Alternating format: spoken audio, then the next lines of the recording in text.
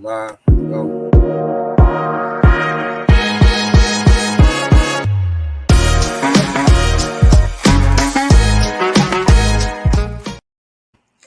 Welcome to Before I Do, the show that covers what should be done before I do.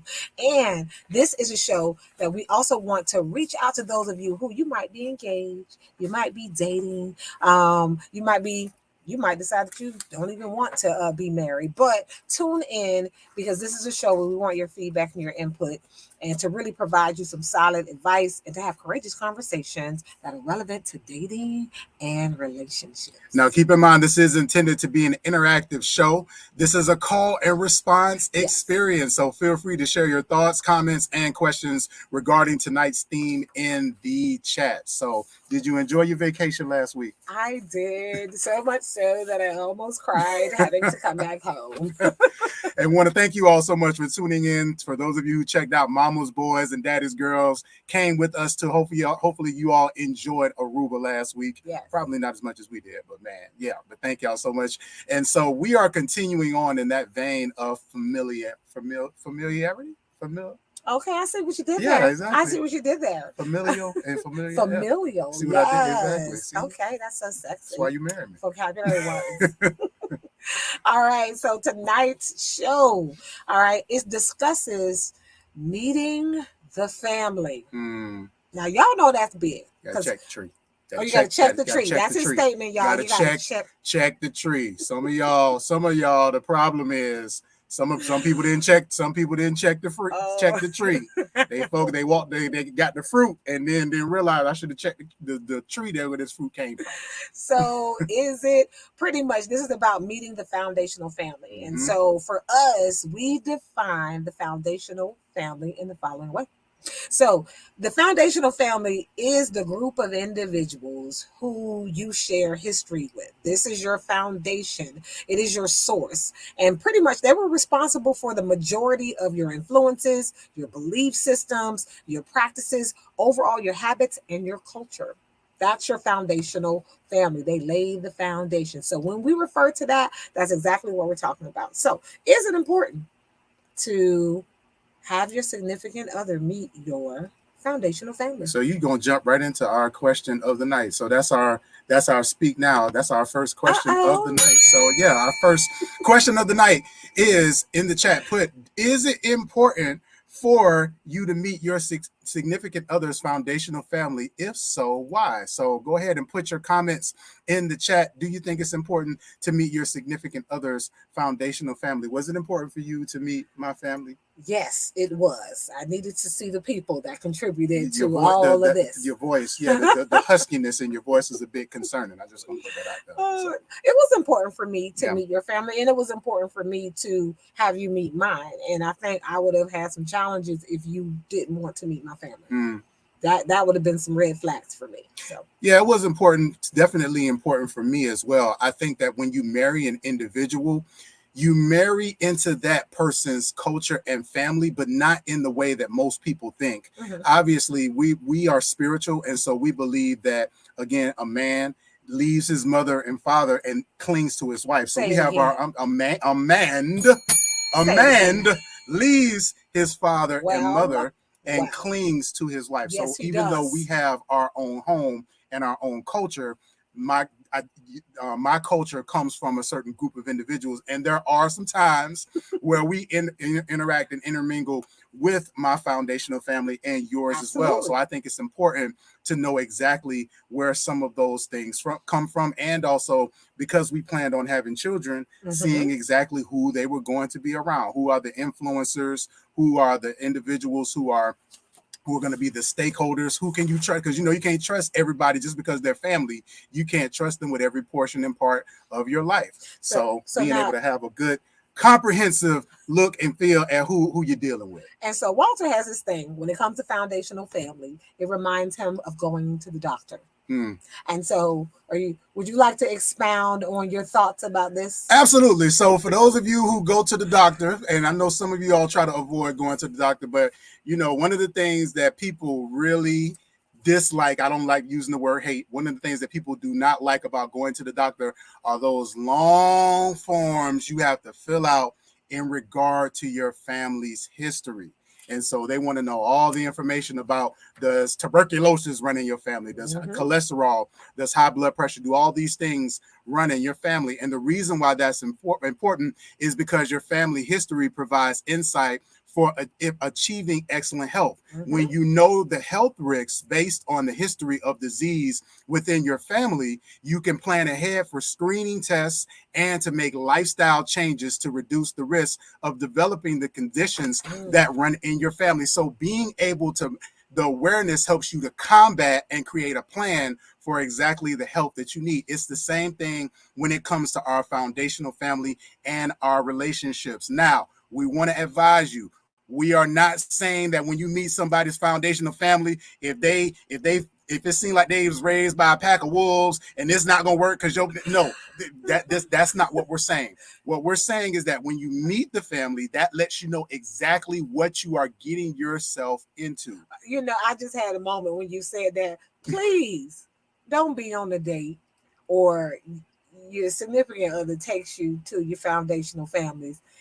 Y'all got high blood pressure. Y'all got diabetes. All right.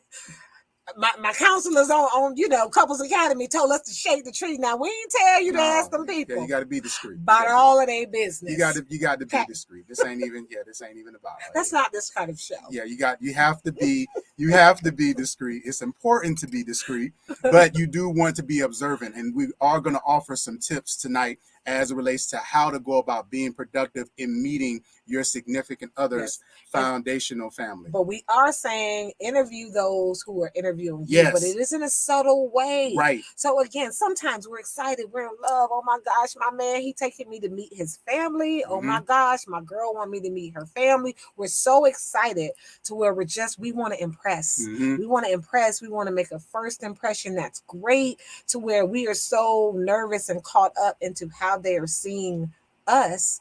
Are we really kind of auditing what we're seeing?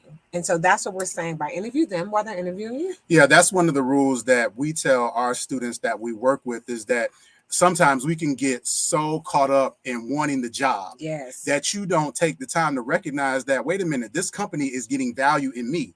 I value me and what I bring to the table. So we need to interview the people that are interviewing us. So not being so enamored with trying to get the family to like you, but being observant and listening and watching to see exactly what you are getting involved with. And if you want to get involved with it, knowing your value and knowing your worth.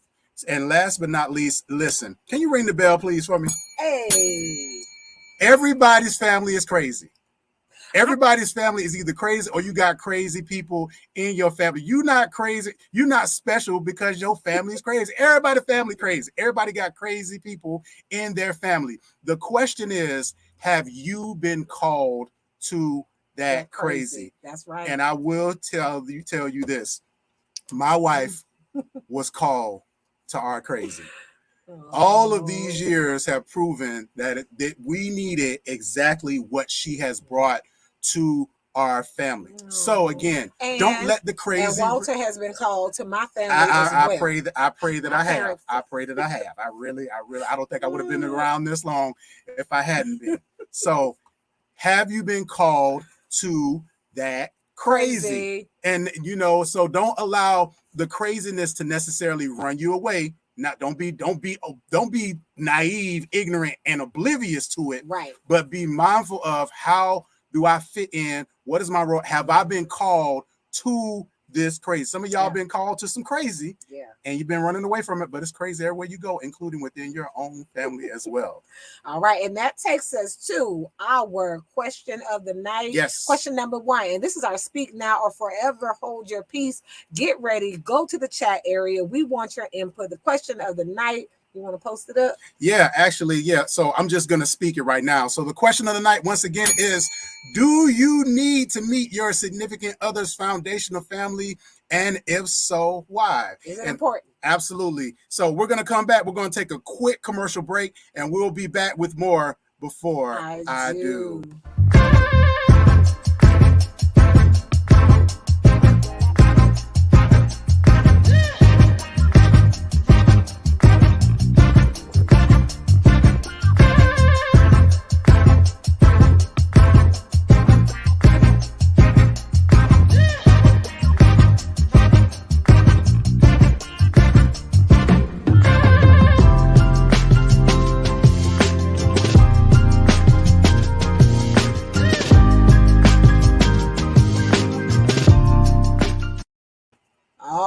So we are back with Before I Do. Again, is it important to introduce your significant other to your foundational family? Check the tree. And vice Check versa. the tree. And Walter says, Check check the tree. He Check says the that we tree. all have crazy family. Check the tree. But are you called to that person's crazy? So again, this is about meeting your family. Mm-hmm. How important is that to you? We ask you guys to go to the chat area, put it in there. Is it important to meet your foundational family? Is that something you require, you expect?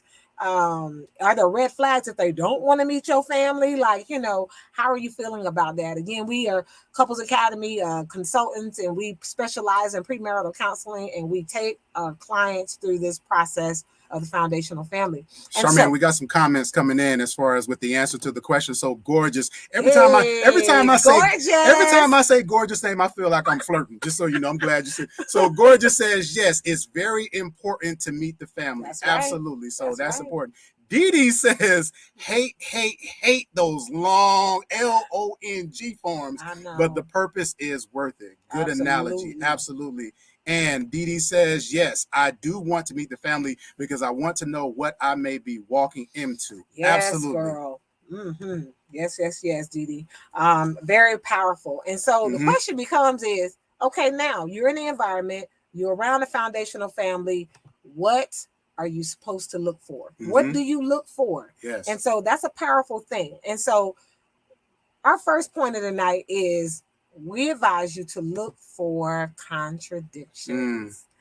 Ooh. Now see, I'm one of those observers. I watch people. I know it's kind of creepy for some of y'all, but you know, I look for contradictions, right? And so I think it's really important to make sure that whenever we're around the foundational family, sometimes people say things, but what are they doing? Are their words and their actions in full alignment?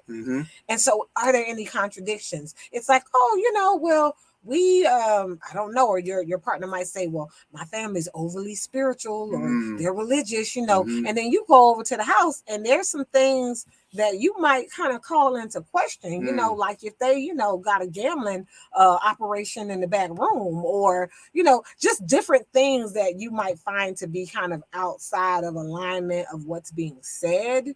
And so those are the things that can be some powerful, courageous conversation. And this is no judgment if you're running, you know, an illegal gambling room in the back of your house. But you know, I that would stand out to me if I, you know, my significant other brought me to their house, their family's house, and you know, they're spiritual people and they have a, you know, a gambling operation. Can I throw a little slurp? Can I throw a little circle in the square? Absolutely. Shout out to my brother Cotton. That's his phrase. Hey. I'm gonna throw a little circle in the square when it comes to contradictions, right? So with contradictions, with your significant other or the person that you're dating, they may be saying some things about themselves and what they want, but when you observe their foundational family, it seems contrary to what it is that they say that they want. Now, that doesn't always mean that they're not being truthful. A lot of times we want certain things that we are not getting within the culture of our family. That's true. So a contradiction in this particular sense can be a great opportunity, as Charmaine mentioned, for a courageous conversation about the type of culture that your mate may want to build that they didn't necessarily have themselves. But being watchful and mindful of those contradictions becomes a great opportunity to have some really key conversations about what potentially building that culture would look like and if it's even going to be possible. I love it because it helps us to clarify in our communication. We know communication is a big thing, right? But it really does help us to clarify, are you speaking to who you want to be and where you're going? Are you speaking to where you are right now? Or are you speaking to who you were? Absolutely. That's right. So past, present, future, it helps us to clarify. So I love that. Absolutely. Yeah. So things to look for. Point number 2, you want to look for traditions and processes. Yes. Now, traditions are what is done. Wow. Processes are how they are done. We know that here in America, most of us, we know we celebrate Thanksgiving. We celebrate Christmas. We set Christmas. I'm from the South, so we say Christmas. So we celebrate Thanksgiving. We celebrate Christmas. Some of us, when it comes to 4th of July, now we celebrate Juneteenth around here. Okay. But Memorial Day, those are part of those traditions, but the way they are celebrated are not necessarily always the same. And for the record, some people don't celebrate holidays at all Exactly, because correct. of their spiritual beliefs and things like that. Exactly. So you're observing and watching as it relates to what traditions are important for your significant other's foundational family. Just as you mentioned, right. Do they even celebrate certain holidays, or do they not? Do they abstain from those things? Absolutely. And then again, the important thing is, what is the process, or how do they celebrate those things? How do they commemorate those things? I will never forget that there was one Christmas for us where we totally changed the menu, because in the South, most people in the South have the same menu for Thanksgiving and for Christmas. And everybody want to eat that same. I was just getting ready to say, somebody I know, I wasn't going to say no names, but somebody I know was like, I want to do a seafood Christmas. That's right. And that's my favorite. That's our favorite food. So I'm like, say less. And so my foundational family was like, y'all doing seafood for Christmas? And listen, it sounded crazy. Everybody was over there trying to get some of that gumbo, trying to get some of those Cajun. It has become legendary. So again, it's a really great opportunity again to take a look at what are the traditions and the processes and the way that things are celebrated in that foundational family, and again, how they align with how you may want to celebrate things in the future or not. That's right. And couples, again, both individuals, especially during the dating process, if you're engaged and things like that, you both are bringing the culture that was set by your foundational family, right? Some of those things fall off. And then when the couple comes together, you guys are forming and building your own culture. You're building your own brand together. And so that can be a difficult thing. Yep. But the next statement is, what are some look fors? The superheroes. Now did you say heroes or heroes? And it's all of that. Super, you got the hero and roles in that as well. And so in every family, you have individuals who have specific expertise. Right. And so if you go and you're visiting the person you're dating, the person you're engaged to, you go and you visit their family, you want to look at, who are these interesting members of their family? What is their value add? So there's individuals who there might be wise individuals in the family. What are some of the careers that you find to be as trends in this family? Who are the experts? Who does everyone listen to? Who does everyone look to? Who are the individuals who really are positive and really will make those deposits in your relationship? Who are those individuals who, if you are planning on getting married, would possibly be those great individuals to have influence over your children and who will partner with you guys in that?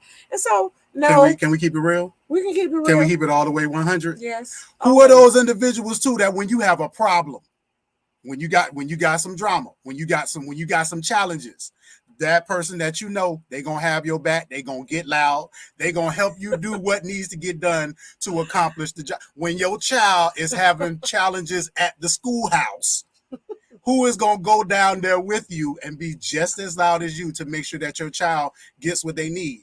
Who is also gonna be that individual when you need to buy a car? That's true. When you need to take it to get repaired? Who's gonna give you good counsel and insight on where you should take it? So those particular roles in identifying them in the foundational family of your significant other is so important, because what it also does is it helps you to prevent from villainizing them. That's being able to see those positive traits, being able to see how each person could potentially be a contributing factor. And we want to be careful too, because that not everyone can be trusted with everything. That's right. You can't trust everyone with your children. You can't trust everyone to babysit you. You can't trust everyone to borrow money. You can't trust everyone to borrow your car. You can't take everyone down to your child's school when there's a challenge. No. So being able to identify those roles, that's why we put those L's in there. So in each one of our families, both our foundational family that we come from and also the one that our spouse is coming from, there are champions if we can identify them, if we can hone in on the gifts and the talents that they have available, if we really allow ourselves to be objective. Right. And they don't have to be your outlaws. You Yeah. know, these are individuals. You have a great village within that group. Absolutely. And So yeah, we got some comments. Yeah, we got some comments in here. Dee Jones is going in. Dee said, I've said that already. Dee said, I look for behaviors, family, nature, and characteristics. Those are really important things that she looks for. And also Dee said that superheroes to me are good natured, kind, personal, and welcoming. Absolutely. That's a big thing because let's be real. Culture, a big part of culture is not just the way we do things around here. It is also, it is like there's a quote that an HR expert said, and I believe her name is Dr. Davis, but she said, you know, culture is like the wind. You can't see it, but you can definitely feel it. You know it's there. You can feel it. So when you walk into, you know, their home, and are they welcoming? Are they inviting? You know, or what is the energy like, right? And so sometimes those things can kind of tell. Are there any stigmas? Are there any stereotypes? Are there any issues in the family that, you know, maybe there are just some barriers there that need to be, you know, kind of exposed. So. Absolutely, yeah. So a lot of things to look for. Keep watch and be vigilant. So we're going to take a quick commercial break and we'll be right back with more Before I Do. We're talking about checking the tree. Tune in, y'all.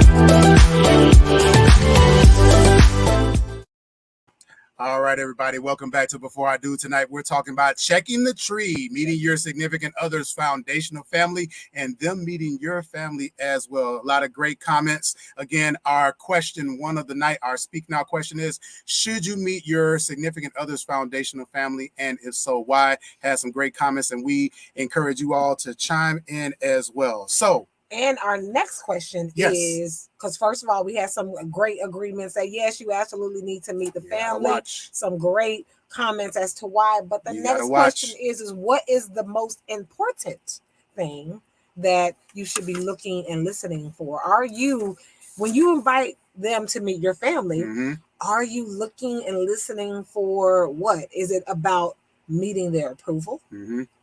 It is, so is that one of the things? Is it about approval, or is it about alignment? Maybe are you looking to see that, you know, who they are and who their family is, that, you know, that those things are in alignment, or something completely different?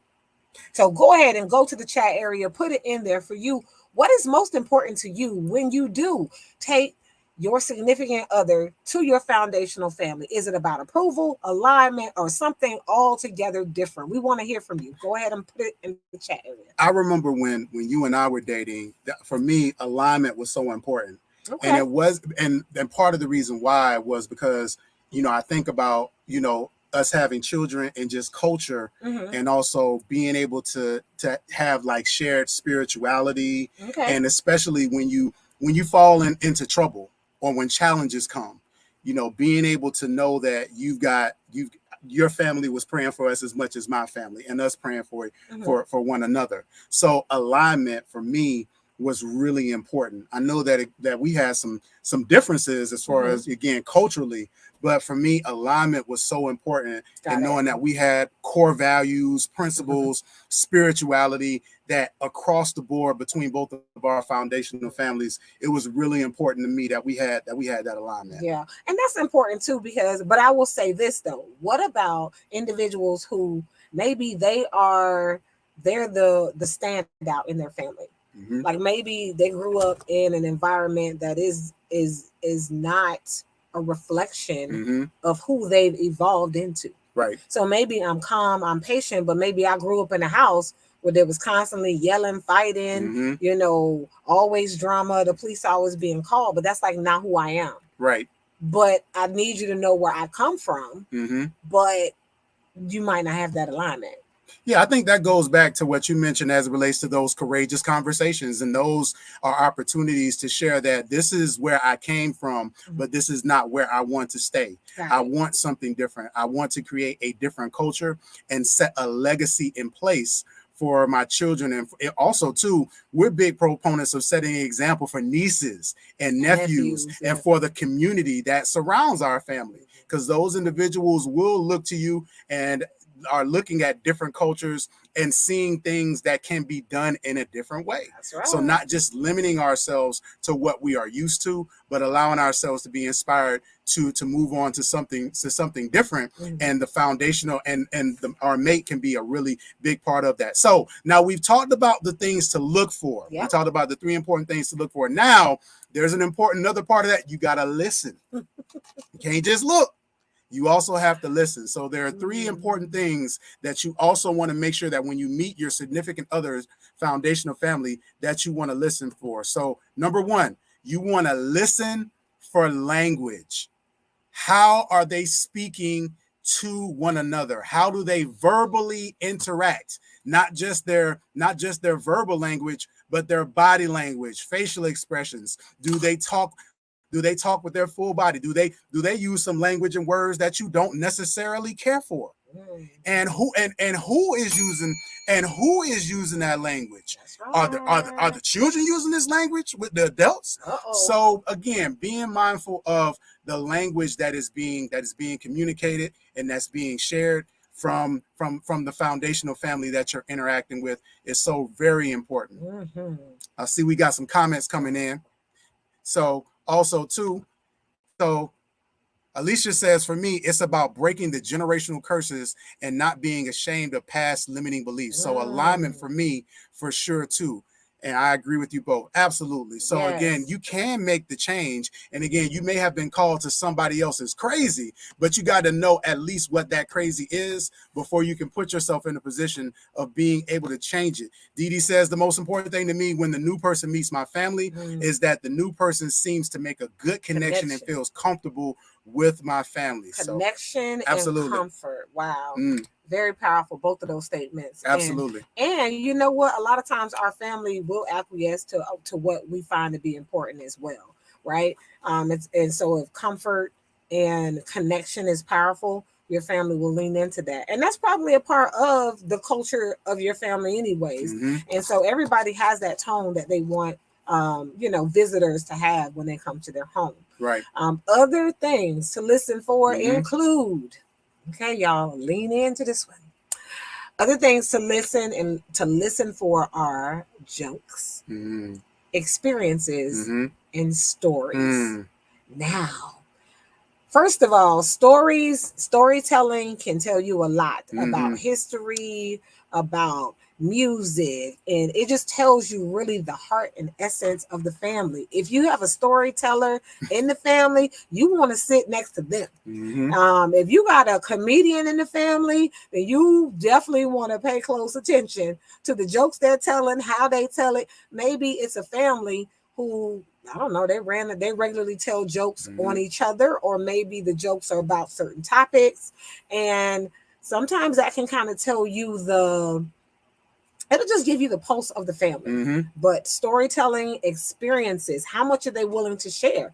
I mean, if it's your first time meeting them and they want to go in detail about your partner, about stories from their childhood and how they overcame obstacles, or, you know, it just tells you a lot about the family. So you want to listen for experiences, jokes, and definitely stories. So way before Ancestry.com, back in Africa, there was an individual called a griot. Yep. And the griot was responsible for passing down and communicating and memorizing the oral history of that particular tribe. That's right. And each family also ideally would have an assigned griot that was responsible for being able to communicate the oral tradition and history of the family. Right. And so that continues on in this day and age. But the challenge is, again, we don't listen. So with our elders, with a lot of the individuals in our family, I am grateful that with my wife and also with my mother, when I tell you, some of the people, like they remember everything. They remember people, and they can recall, sir, this person is kin to this person, and Bobby Sue married so and so and ran off with someone. Like they are able to regurgitate all of it, and part of it, if I could say so, is because of their experience and because of their background. And so it's important for us to really sit down and hear and listen to those experiences in those stories, because they tell us so much about the culture of the family and also what is important to them. And we have a lot of blended families. Yes. I mean, I was adopted. We have a lot of blended families and situations and circumstances. And so I will be honest, younger, when I was in the dating process, I was concerned that I didn't want to find out that I was dating my brother or was dating a cousin, a close cousin or something like that. Now, I'm not judging you if that's your thing, you know, do you? But what I am saying is I'm judging you. That was a concern. I'm judging you. So I didn't want to be that person, you know, on the Jerry Springer show talking about this. So yes, listen to experiences, stories, and again, the genealogy, those individuals who provide that wisdom. Make sure you're listening. Absolutely. Now, this last one, this was you said this, and I was like, wow, yeah. So I'm gonna just ring the bell. This last one is big. This last one is big. So, what to listen for?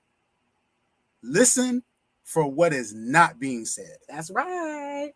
All right, that's a C-Main special right there. Yeah. I am big on. Being a listener is a powerful thing. And obviously, yes, we are counselors, so we should be great listeners.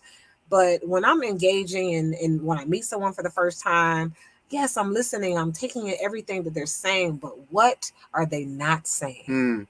So I'm watching the nonverbal communication. I'm watching those hesitancies. I'm watching that when they're getting comfortable and when they pull back, when they become uncomfortable, when somebody's kind of giving a side eye look. I watch for those things. When topics show up that you can tell are either taboo, maybe politics or different things that have those awkward, uncomfortable moments. Just pay attention to what's not being said. That's a great skill to have. Absolutely. And that's especially important when certain family members' names come up. When, you know, looking at the body language and the responsiveness of those individuals when it relates to certain family members or certain events. That's right. In regards to the family, certain things that it seems like that are brought up, how people would just move right past them. Right. That they don't want to talk about them very much. So that what is not being said, that's really, really powerful. Yeah, great too. Absolutely. Well, hey y'all, hopefully this has been helpful for you all tonight.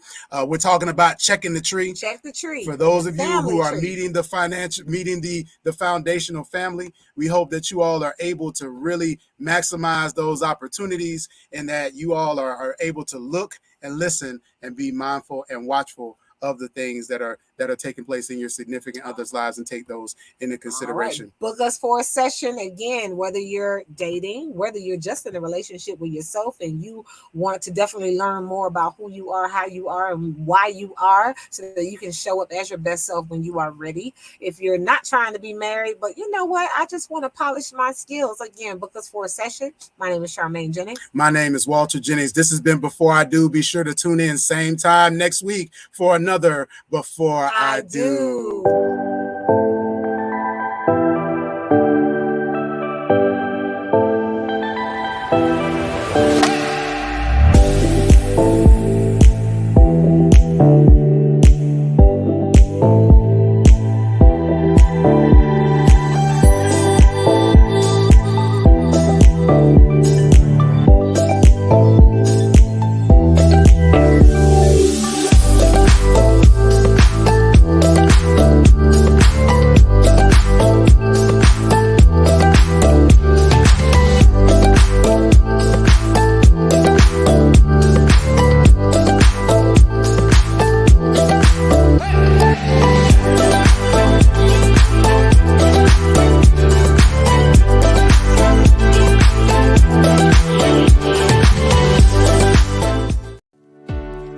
to the Couples Academy app. The Couples Academy app is your go-to hub for how to do marriage right. Get started with our app today by perusing our amazing features that conveniently allow you to connect. This app is packed with powerful content and resources to help you grow and stay connected. With this app, you can watch our messages, find marriage resources, watch, listen, and read the real-life stories of restored couples, sign up for events, read articles and blog posts, stay up to date with push notifications, share your favorite messages via Instagram, Facebook, Twitter, or email, and download messages for offline listening. For more information about the Couples Academy app, go to couplesacademy.org.